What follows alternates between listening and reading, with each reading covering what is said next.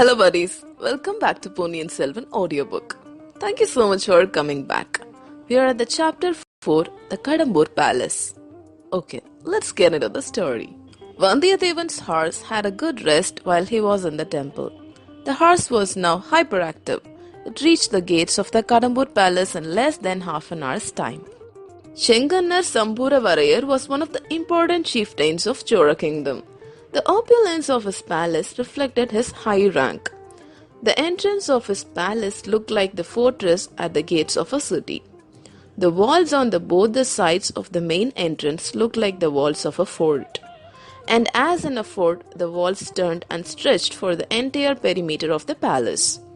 The entrance was bustling with activity. There were a number of elephants, horses, and bullocks.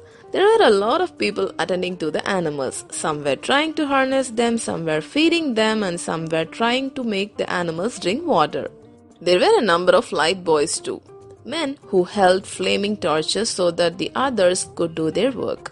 And those light boys had their assistants, those who constantly monitored the flame and poured oil on them when they were about to go off. Vandiyathevan was a little hesitant to go further.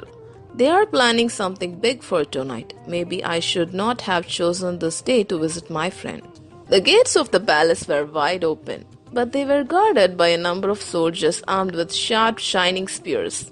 They appeared like the security guards at the gates of the Palace of Death. If Vandiyathevan hesitated at the gates, they were sure to stop him.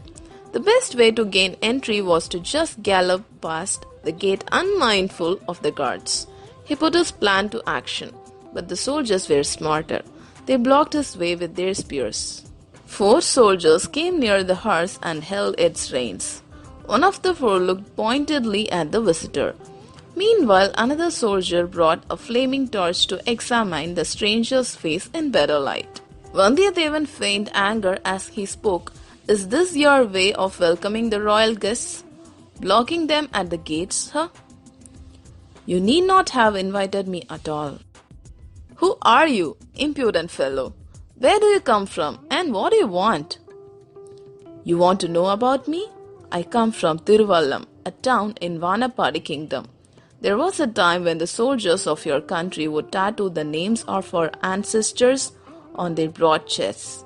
They considered it an honor. My name is Vallavarayan Vandiyathevan. Can I go in now?"